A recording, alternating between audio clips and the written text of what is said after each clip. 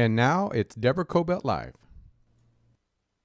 Hi, everyone, and thank you so much for joining me today on our program, Deborah Kobylt Live. And I'm joined by Ted Balaker and Courtney Balaker, the producer and director of the documentary, The Coddling of the American Mind, inspired by the book of the same name. Both of you, thank you so much for joining me today. This is a very, very important discussion we're about to have. And I'm very grateful that you're both here. Thank you for having us, Deborah. Thank you so much. Appreciate it. Yeah. Now, for those who aren't familiar with the book and certainly this documentary, and hopefully by the end of this discussion, they will be, tell us about The Coddling of the American Mind, the film, and who did you interview for it, and what inspired you to do this? Yeah, well, around about 2012, rates of anxiety, depression, and even suicide just started skyrocketing for Gen Zers, and nobody knew why. It was this big mystery. So the book, The Coddling of the American Mind, and our movie tackles that big mystery. What's going on to make young people so anxious and depressed? And so we explore that topic. We explore the Gen Z mental health crisis. It really is one of the worst problems facing us today. You see it on college campus all the time, but it's very important. It doesn't start on college campuses. The madness begins much earlier. And the book was written by Greg Lukianoff and Jonathan Haidt. So they are definitely in the movie, but most of the movie is told through the eyes of a really wonderful group of 20-somethings, some from other countries, some from the US, but they all had their run-ins with this madness, with anxiety, depression, and I don't want to spoil it, but they come out on the other end and find a way to find happiness. And so through their example, we hope that other young people will be able to pull themselves out of the darkness and find happiness too. Define madness. You said to get through this madness. What is that? Because, when you think about young people throughout the generations, honestly, going back to the beginning of humanity, we've all faced anxiety and issues and everything else that was coming at us during the time in which we lived, right? But this is a special moment, I believe. I mean, perhaps because I'm in the midst of it as well as a parent, because of social media. I never was one to want to blame social media, and I've actually gone to the other side. I think it's dangerous. I think it perpetuates behavior and thinking.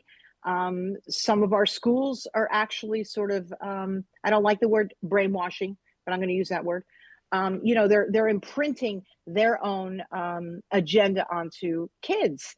And that is superseding a lot of the beliefs that kids and their families have, don't you think?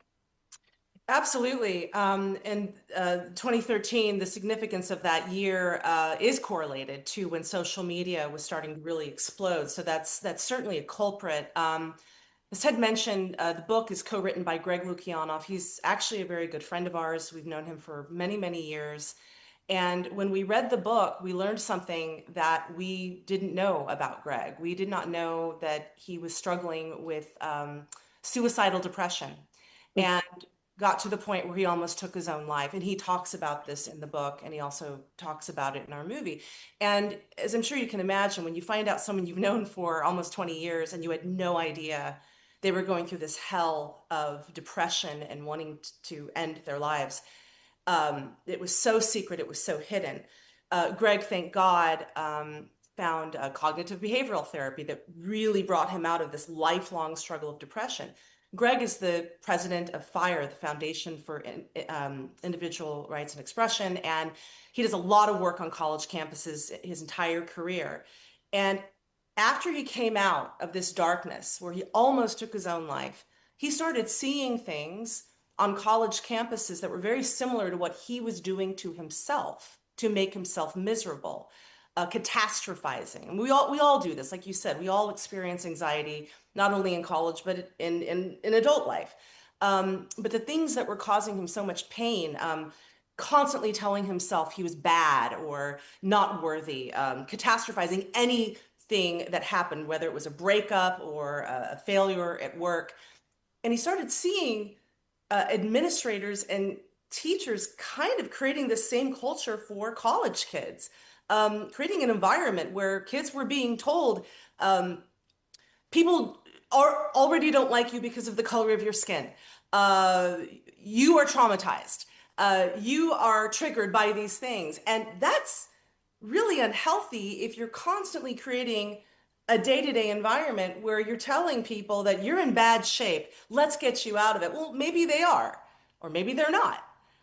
College kids, everybody, we can go through really hard things and traumatic things, and we're not always a basket case for the rest of our lives. Some people are, and some people get help. But to create an environment that tells kids, yeah, life is bad. You are a victim. You are traumatized. Let's find your trigger. That's the madness that's a part of this book and a part of the film, of course. It's also a real blame culture. You know, I have 3 Gen Z aged kids. One is on the older side. And I'm not saying my kids do that. I've seen it in the culture. I've seen them, you know, they'll come over the house and they'll talk about what's going on perhaps at home. It doesn't mean things aren't going on at home. Believe me, we've had our own stuff going on in our own home. Everybody does. But I mean, instead of saying, all right, instead of teaching kids, how do I become strong? How do I become stronger? How do I handle this? I believe that it's become a situation where everybody has to look out, blame somebody else, and that's the reason. To your point, how do we somehow get back to taking our own responsibility for ourselves? How do we impart that onto young people? Because it's really out there. It's, as we said, you and I spoke, we all spoke before we went on the air. It's not just colleges, as you said, it's, you know, grade schools, it's middle schools, it's high schools. And by the time they get to college, they've got this in their head. And what do we do? How do we somehow get back to normalcy? If that's such a word. Yeah. We're all trying to get there. Well, I mean,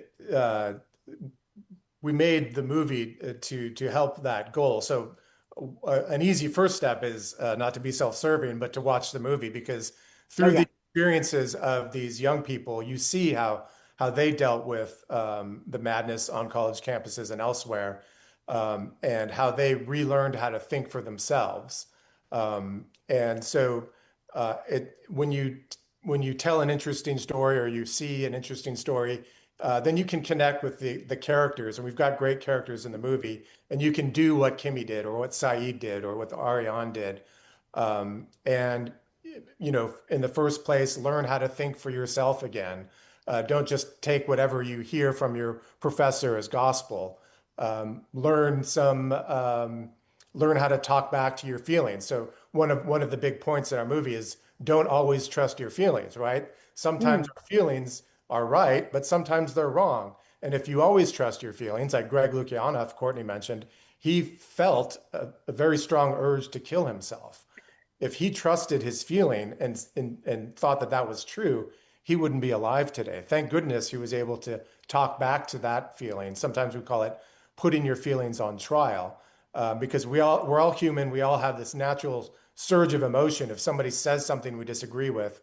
But then we have to say, let's separate my emotional response from what's really going on here. Is this person really attacking me? Is it really as bad as it seems? A lot of times we make our own misery. So we interpret things that people might not necessarily mean.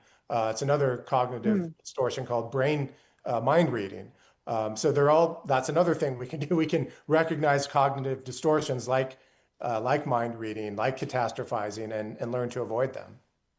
You know, it's sort of like the tremendous tragedy of what just happened in Utah. And some people will interpret what he said one way, and others will say, no, he was saying it this way. And those who disagree are the ones, you know, painting over his picture. I can hardly even mention it because I think it's created such a tremendous divide in this country, perhaps a great opportunity for us to talk about it. But it's very painful for me to discuss it because I just think what happened and what's happening is terribly tragic. I pray that something positive comes at the end of all this. But you know what I mean? To your point of interpretation, people interpret what somebody says very different ways. What do you say to that?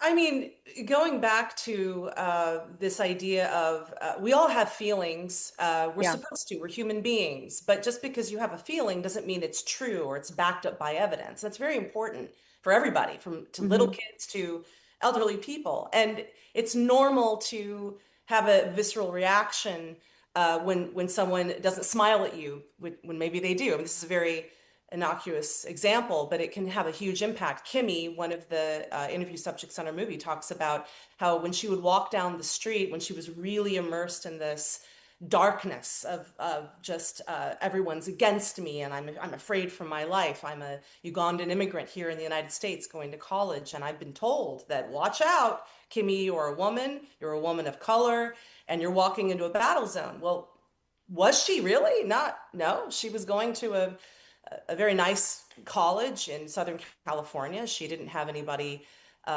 confront her, but she would walk down the street on Venice Beach. And if somebody didn't smile at her, they hate me.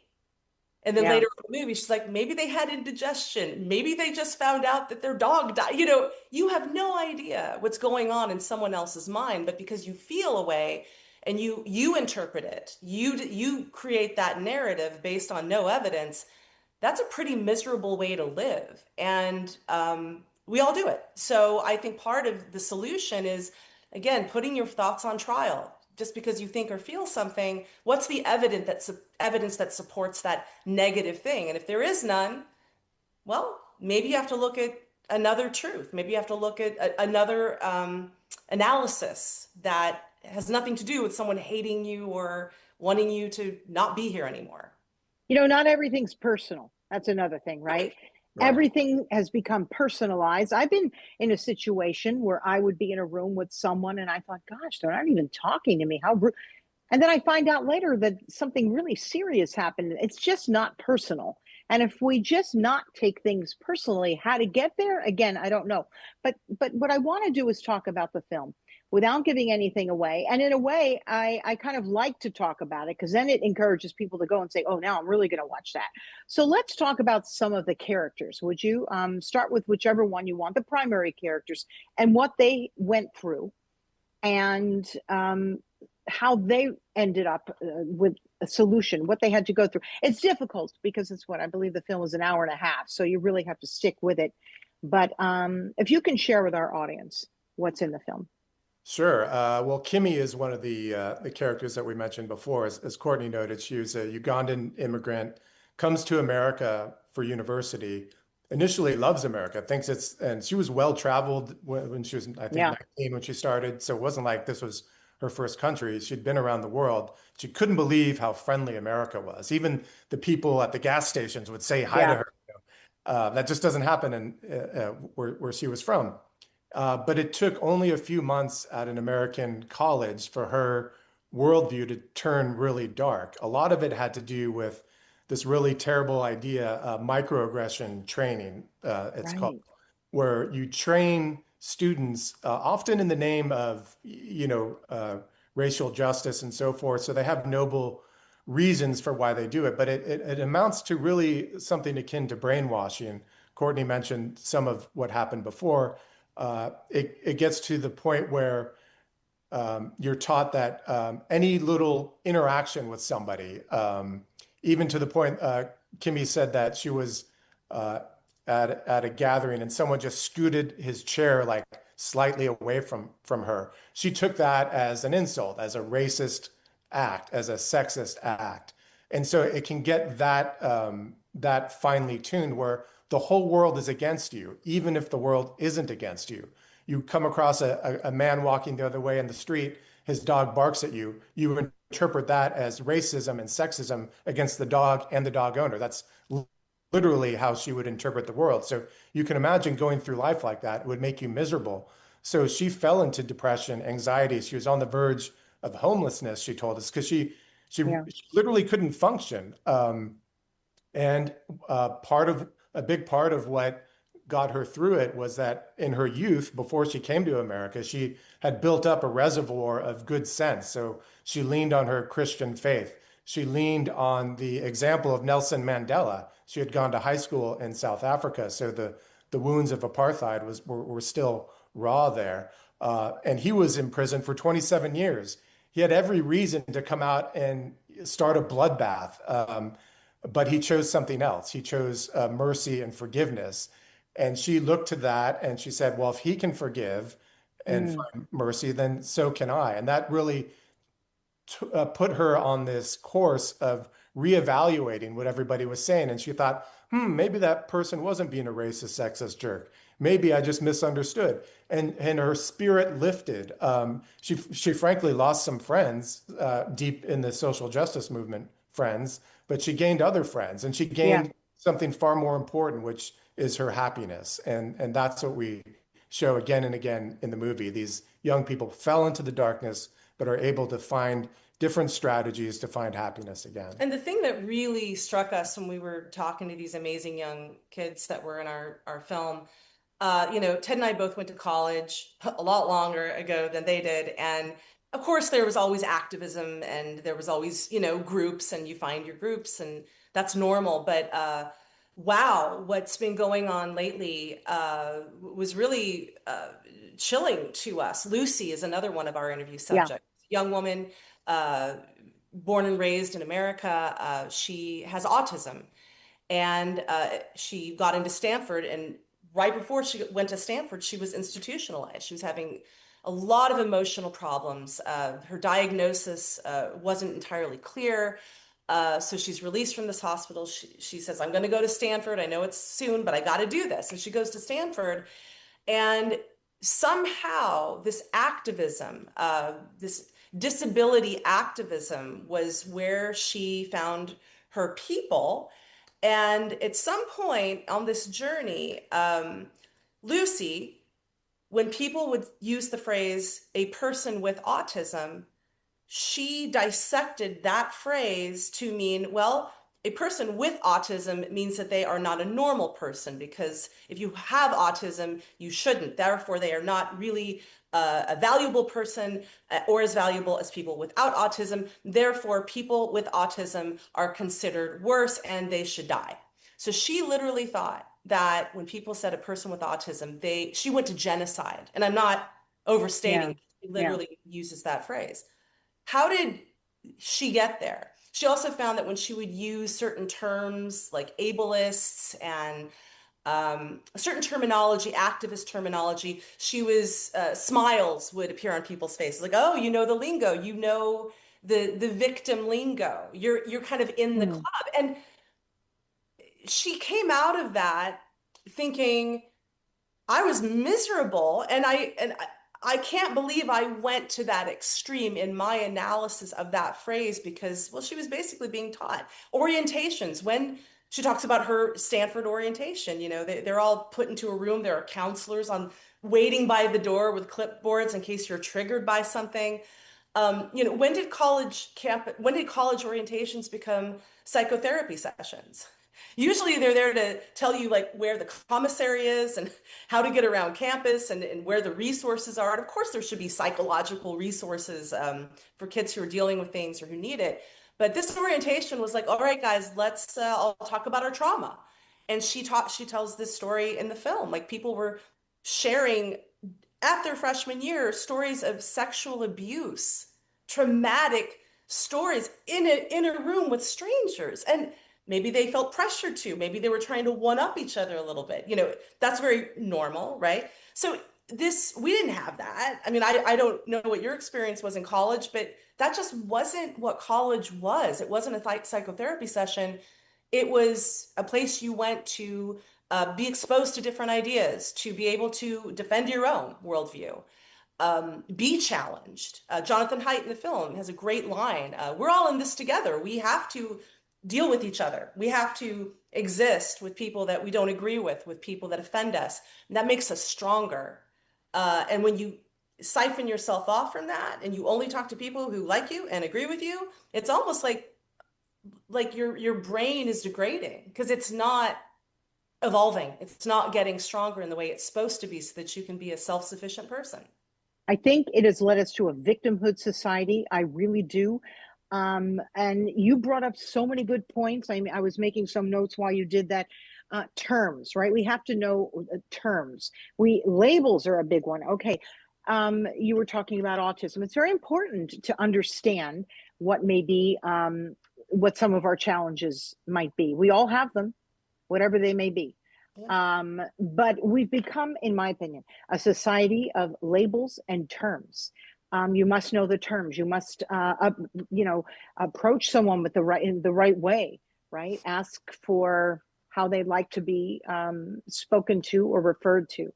I don't even want to get into the labels and the terms, to be honest with you. But have we become a society where, okay, you either have ADHD, you've got autism, you've got this, you've got that. It's important to understand what might be, holding us back a little in life, but it's also important to understand, to recognize that perhaps some of that is what makes us great. I often think of some of the great artists who came before us. Perhaps they had ADHD, autism, all sorts of things. Did they take a pill for it, or did they end up becoming some of the greatest artists in the world?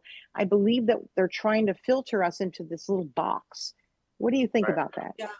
Yeah. Lucy says, why bother having a personality if we all just have identities? And that's, I think that was very well said, because we're not Deborah, Ted, or Courtney, and we have our quirks and this and that. We're cis white male, like you mentioned, victimhood culture. That's spot on. That's a big part, a big theme of this movie. And a lot of what they're taught on campuses, college campuses, and as we've discussed, it certainly doesn't start there. It starts as early as preschool, really. Yes. But kids are taught there are two types of people in the world: victims and oppressors. And guess what? We can categorize everybody according to their immutable characteristics. If you're white, male, you're in the victim category. If you're all these other things, you're in you're in the oppressor category. If you're all these other things, you're in the victim category. Then it gets this kind of intersectional madness where you're not just a black person, you're a black woman, you're a black transgender woman. So you can have identities layered upon identities. And then it gets really, really complicated sometimes to figure out if you're a victim or an oppressor, because if you're white, but you're also gay, does that mean like you're half oppressor and half victim? Some people have called it the oppression Olympics, where we used to laud people for overcoming obstacles. And now we're lauding people for just having obstacles in their life, or supposed obstacles, because we even use this term like marginalized people. Even that's really, I think, degrading in a lot of ways. Because I do too. Yeah. Who's to say who's marginalized and who's not? Are Will Smith's kids marginalized? Are Obama's kids marginalized? We have so many things in life that determine how good or bad we have it. And life is far more complicated than white people bad, straight people bad. We all know plenty of white and straight people who have terrible, horrible lives, who've been dealt a hard card. That's not to say we shouldn't overlook problems like racism, of course not. But we should, if we really want to tackle those problems, we also have to do it in a frank and open way. And that's the opposite of what's going on right now. I agree. A study where 88% of college students pretend to be more progressive than they actually are. They talk to them and they talk to them about transgenderism, and it sounds like, like Katy Perry lyrics or something like that. But if you ask them what they really believe, most of them don't actually believe the gender radical point of view. They are portraying one thing in public and keeping their real selves to themselves, such that even their closest friends, their boyfriends and girlfriends, they are too afraid to speak freely, even to them, because they're afraid of the repercussions. That's just sad. Saeed, one of our interview subjects, a Nigerian student who came to the United States to go to college, he talks exactly about that. He is Black, he is in America, and he was sort of forced into, find your clique, find your group, because this is almost like a battlefield here on the college campus. What do you mean? I thought it was Dead Poet Society. I thought I was going to come out here and have amazing intellectual debates. It's like, No, you need to find your group of people who are against the system or against this. In Said, he literally talks about how he would say one thing to the students and peers that he was talking to, but be thinking something completely different. He would be saying things he didn't even agree with.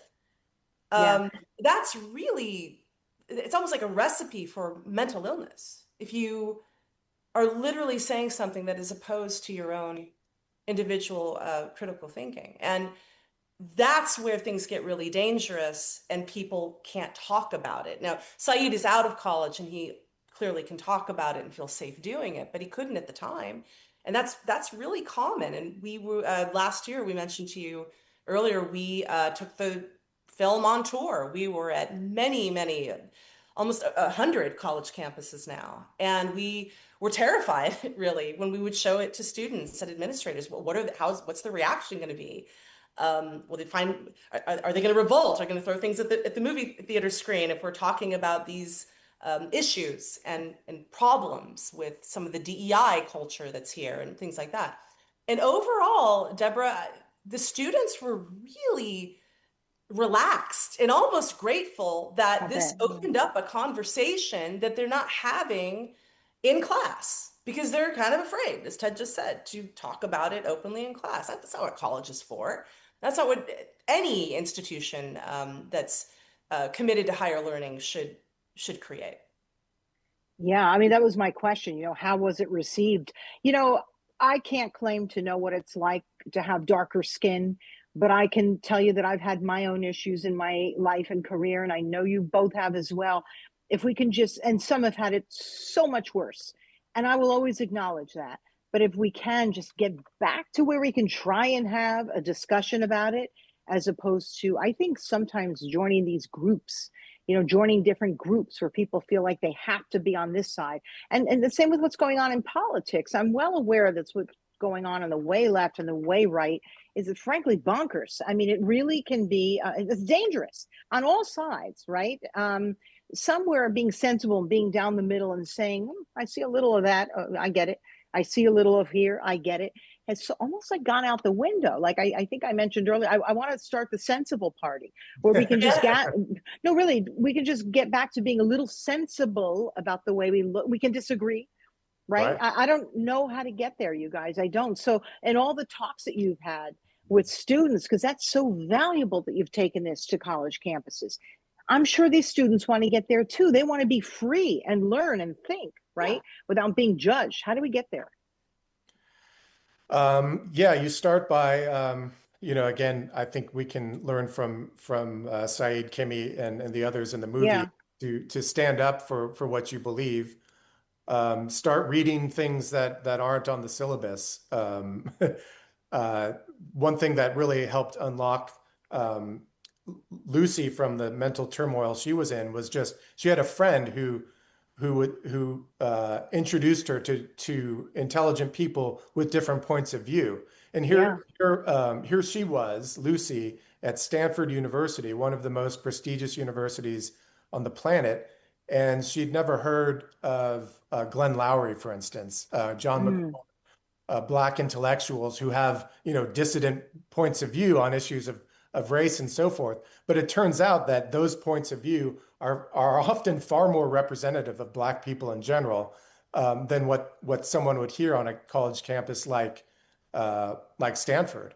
So it's important to get out, hear different points of view, be friends with people who you disagree with, seek out intelligent people you disagree with, and learn to have conversations with them. It doesn't have to be a knockdown, drag out battle.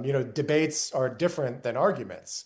And you can even just have discussions where you're discussing ideas. And if we learn to turn the confrontation on its head and think like, if I encounter someone who disagrees with me, they're automatically evil, wrong, the devil. No. That person, even if they're obnoxious, can help you become the better, smarter person because you hear them out and whatever happens, you win. If they make some good points, then you incorporate those points. If they are unable to deal with your argument, then you feel a little better in your argument. So either way, you win when you engage with people you disagree with. And it should be a battle of ideas. If someone has an idea that you think is really bad and really dangerous, the battle isn't with guns and knives and physical violence. It's then fight it with the better idea. What's your better idea? And, again, I'm thinking about my own college years and my own post-grad years. And I mean, I met tons of people I disagreed with, tons of people who came from different walks of life, tons of people who didn't like me just because I was a woman and never will. I don't associate with those people. I don't hang out with those people. I exactly. find don't have those views. I don't hang out with horrible racists. I don't hang out with people who have these ideologies. But I've met them and I've had conversations, and it was fascinating. And as Ted just mentioned, it puts you in a position, as you should be, to clearly and intelligently articulate your better idea. And please persuade the other person, but no one got hurt physically. That's everything. And it's not just about me, right? It's become a very much me. What I try and tell my kids sometimes, as I told you, they're of this generation that we're talking about. Think sometimes of people who've come before you. For example, their grandparents, right? Both grandfathers, one was actually plucked out of his house and he became a prisoner of war by the Nazis and escaped when he was 17. Never went back to see his own mom again. How did he get through this? And how did he mentally get through this? Even though he hardly talked about it. I'm talking about my husband's father, who was from Poland, hardly talked about it. It was very traumatic. But how did he manage to get through it? Like mentally, how did he develop the toughness? Or my own dad, who was in a trench, who fought in World War II. I don't think he wanted to do that, but he did. How did he get through it? And coming back here to America, how did he manage to, get a job? He couldn't go to college anymore because it was complicated. He couldn't. How did he get through? Like sometimes we can learn so much from our elders, and I think people forget that. Or looking back in history, how did people get through their hard times? Because every generation has its own hard time, right? And we can learn so much from that. And instead of sort of teaching that in school, I sometimes feel like everything is omnidirected. It's like it's all about me. And if we look out and learn from other people, grandparents, whatever, there's so much value in that. I feel like we've lost that in society. Am I right? Definitely. And you bring up something that I think is really important. We've forgotten history, even just family history. And if Gen Zers, and frankly, all generations, we will notice when there's some news item that says your generation has it worst of all. You can't buy houses, like you don't have any money saved. And yes, each generation has its own unique challenges. That's true. But would you rather live 100 years ago, even oftentimes 50 years ago? No. You and your husband have great stories that you can tell from your experience and your parents' experience. I have some as well.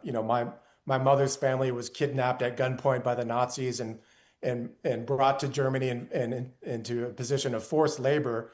So my mom was an immigrant from the former Yugoslavia and grew up in a Chicago, sort of a ghetto, and didn't speak the language. She never complains about it. She grows up, she doesn't hate German people.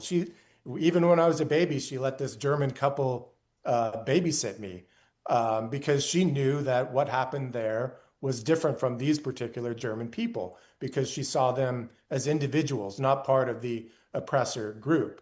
So I think the more that we can play this game where our generation is the worst ever, like we're in the worst position ever. No, you're not. Like, I don't have to worry about a draft. My dad, was a drafted. He went to Vietnam. I don't have to deal with any of that.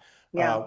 Sometimes we like to play with the time machine experiment. Would you rather go to X year? No, you wouldn't. Probably not. Would you rather be born in India, Africa, or the former Yugoslavia, like my mother? Probably not.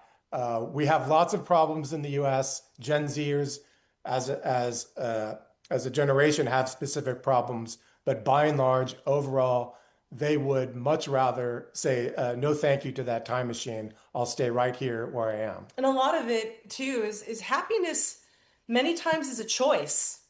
We don't just automatically get happiness. Sometimes we have to come out of it, like your father-in-law's story, Ted's mother's story, Viktor Frankl. How did he get through what he got through? Yeah. It's a choice sometimes. Sometimes you literally have to choose not to live in that past experience. You'll never forget it. But I love what you just said too, Deborah, like the me. When all you're thinking about is how do I feel? What do I think? What's my opinion? Well, it's a pretty narcissistic state of mind, right? Because yeah, of course, we all do that, but you really are cutting yourself off from reality. And maybe that's comfortable. A lot of people don't like living in reality. It's uncomfortable, it's hard, it's easier to hang out with people who always think your ideas are great and your opinions are great, but it's not real. And and again, just going back to the choice, sometimes you just have to choose to come out of it and say, I don't want to be that person who is constantly thinking and reliving my trauma. And that's okay. That's actually good to Yeah. make that choice. Yeah, and also as parents, be careful the schools you choose for your kids because you'd be surprised the stuff that they're teaching them. Like I said, I'm not talking college. I'm talking elementary, middle, and high school. And if stuff's being taught that you don't agree with at home, talk about it. Hopefully, you have the family situation where you will talk about it. Because that's really important. I have noticed a real trend in schools when my own kids went to school. I really disagreed with a lot of certain assemblies they would have and discussions they would have. I thought it crossed the line completely. I'd go into the school and talk about it, and they looked at me like I was, I don't know, I grew a banana on my head. I seem to have been the only one who would go in and say, how does this help them? And what are they learning from it? But, a lot of people weren't speaking up. I did. I think it's very important. You got to speak your values. And I want to just one more thing. A lot of people are also, if you can find spirituality, what do I mean by that? I'm not talking religion. I think that's too complicated of a situation. You can't impart how you feel to somebody else. Spirituality can just be going to look at the ocean. I don't know, be grateful to nature. Do you know what I mean? Like it sounds so simplistic, but in a way it's not. It kind of keeps us grounded. What do you think about that?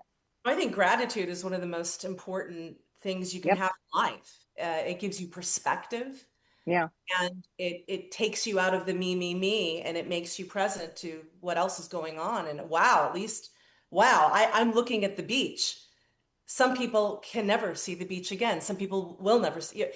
What, that is such a small thing, but it's huge when you think about someone's life experience. I think gratitude should be practiced daily. I'm not saying that to everyone. I'm telling myself that. I drop the ball on it. And when I get down in the dumps, I have to remind myself, well, what are you grateful for? Me too. And believe me, I can get real down in the dumps quite easily. So it's all of us, everybody. It's all of us. Some people shield it a little better than others, but it's everybody, and those are important discussions to have. Let's talk a little bit about, your backgrounds if we can, and then we'll talk about how people can find and see the movie. Ted, we'll start with you. Oh, let's see. Well, I guess background-wise, I started my career producing for John Stossel at ABC News. So we did hour-long specials, and way back then we did things that we still like free. We did an hour on free speech, for instance, and now free speech is still such a big topic. Then I met Courtney, who was directing off-Broadway theater. We got married, moved to Los Angeles. She wanted to segue into film, and then I started working at Reason Foundation, which is a free market think tank in Los Angeles, and got connected with Drew Carey, the comedian and entertainer, and I was ended up being a co-founder of the Drew Carey Project, which was a series of documentary shorts hosted by Drew, and we would address all kinds of topics. And then eventually Courtney and I started our own production company, Courtula Productions, in 2011, devoted to making important ideas entertaining. So we make narrative feature films with actors. When it's a narrative film, Courtney directs and I produce. And when it's a documentary like The Coddling of the American Mind, then we flip it, I direct and she produces. And so we've been doing that since 2011. We also consult on other people's movies, and homeschool our son. So we're quite busy, but it's a kind of a weird, wacky existence, but I wouldn't have it any other way. Courtney, would you like to add to that? Sure. Yes, Ted mentioned I started my career directing off-Broadway theater in New York. That's when I met Ted. And I'd always fantasized about being a film director. I loved theater, but I wanted to get back to sort of my original goal, which was film. So we moved to Los Angeles, and I kind of had to restart my career. I didn't know anything about movies or TV in terms of production or how things get made. So I started my film career producing horror films, many of which I'm not proud of.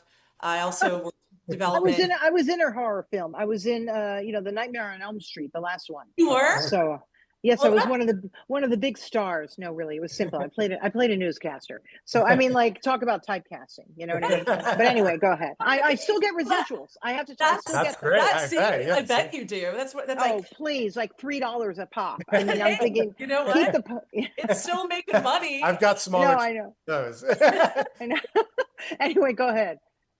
But yeah, no, that's when horror was great. That was like the Yeah. days of horror. I was working in horror during what they called torture porn, like Saw movies, Hostel. I did not work on those movies, but I worked on movies similar to that. So Wow. that's when, yeah, that genre of horror, I think, has been phased out, and we're kind of getting back to the more psychological stuff. But it was fun. I learned a lot. I met a lot of people in the industry, but I didn't feel great just churning out films like that. Yeah. I worked on a few American Pie movies, the straight to DVD ones in development. So I had to sit in a room with a bunch of guys and come up with gross college sex jokes, which I had very little experience with, because when I was in college, I wasn't hanging out with fraternities or anything like that. But it was fun. But I wanted to do work that made me feel like I was actually putting something more wholesome or valuable into the world. And so then Ted and I left our positions where we were at the time, and we created our own production company, Courtula Productions.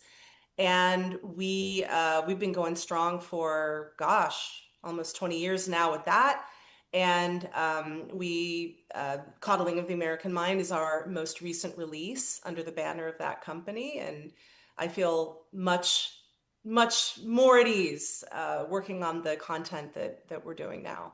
Yeah, but what a great background, having worked on Broadway and having worked in these, horror films and in the community, because you really have sort of a wide pot of different kinds of people that you've met, which ultimately leads to what you're doing now. You have a great understanding of how different people think. And by the way, Ted, I just have to mention this. As a little kid, I had such a crush on John Stossel, I have to say.